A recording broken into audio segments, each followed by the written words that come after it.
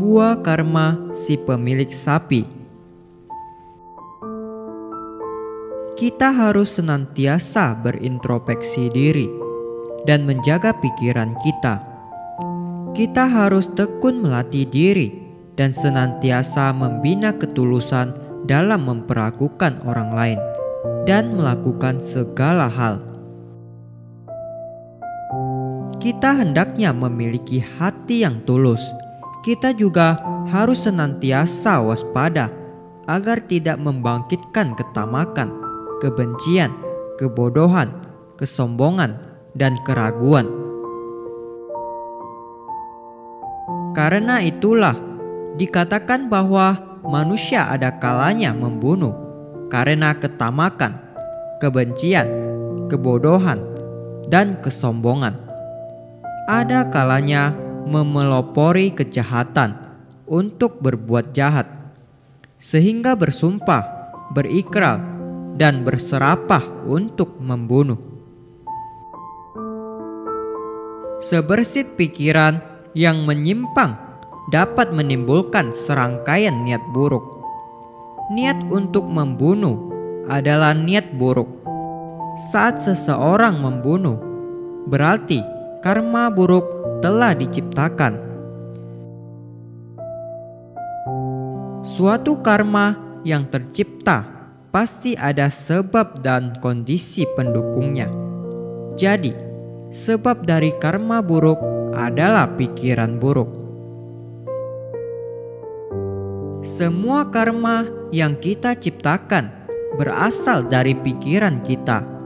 Saat ketamakan, kebencian, kebodohan, dan kesombongan terbangkitkan, karma buruk akan tercipta. Suatu ketika, ada seorang pria yang memelihara seekor sapi. Sapi itu sudah sangat gemuk dan besar, serta siap untuk dijual. Suatu hari, dia ingin membawa sapi itu ke pasar. Sapi itu tahu bahwa setelah dilelang, ia pasti akan dibawa ke rumah jagal. Karena itu, sekuat apapun pemiliknya menariknya, ia enggan bergerak. Pemiliknya bukan hanya menariknya dengan sekuat tenaga, tetapi juga memukulnya dengan kayu. Saat kayu itu patah, dia menggunakan pecut. Berhubung sangat sakit, sapi itu terpaksa mengikuti pemiliknya. Saat memasuki kota, mereka melewati sebuah rumah orang kaya. Ada seorang pejabat yang kebetulan berjalan keluar rumah. Melihat penjabat itu, sapi itu segera berlutut dan terus meneteskan air mata. Ia dengan tulus memohon pada pejabat itu untuk menyelamatkan nyawanya. Pejabat itu sungguh tidak tega melihatnya. Dia lalu bertanya, "Kemana engkau akan membawanya?" Pemiliknya berkata, "Aku akan melelangnya untuk dijagal." Pejabat itu pun berkata, "Berapa harga sapimu ini? Aku akan membelinya darimu." Pemiliknya berkata, 8.000 tahil perak. Harganya sangatlah mahal. Tetapi pejabat itu sungguh tidak tega. Dia berkata, "Baiklah, aku beli." Namun, berhubung marah pada sapinya, timbul niat buruk dalam hati sang pemilik. Dia berkata, "Meski engkau menghargainya 3 kali lipat dari itu, aku tetap tidak akan menjualnya padamu. Aku harus menjagalnya sendiri. Aku akan memakan dagingnya dahulu, baru menjual yang tersisa." Tidak berdaya, sapi itu hanya bisa mengikuti pemiliknya. Saat tiba di sebuah rumah kosong di tempat terpencil, pemilik sapi merasa bahwa tempat itu adalah tempat yang paling ideal untuk menjagal sapi dan memasak dagingnya.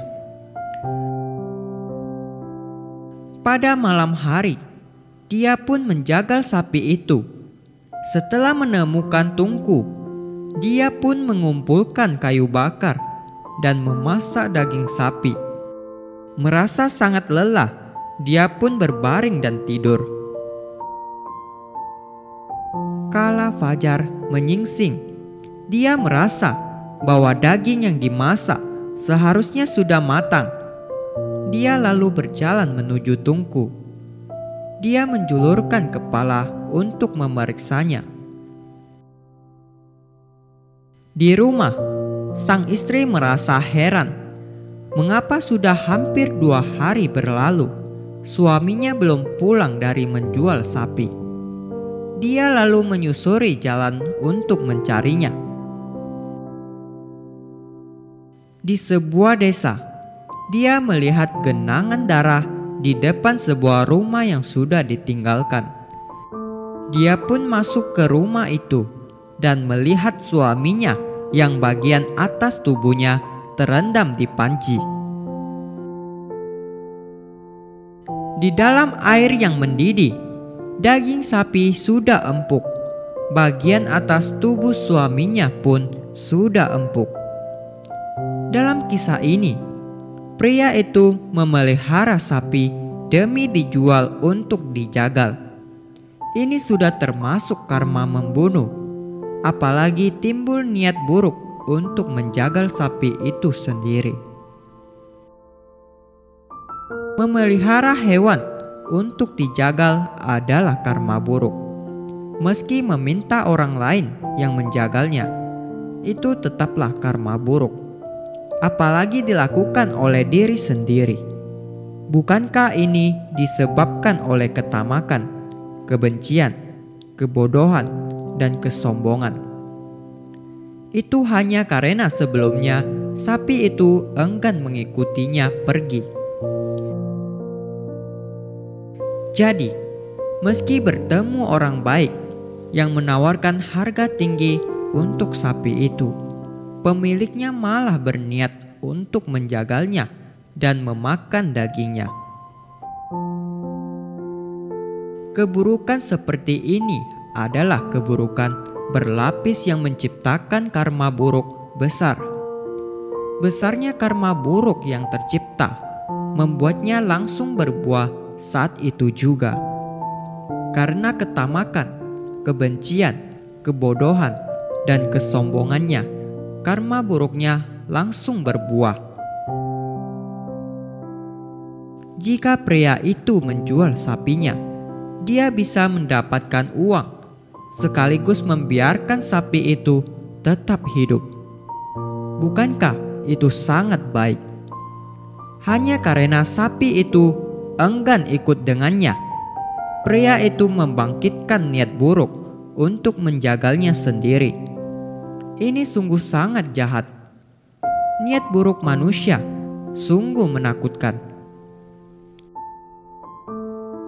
Terima kasih. Semoga bermanfaat.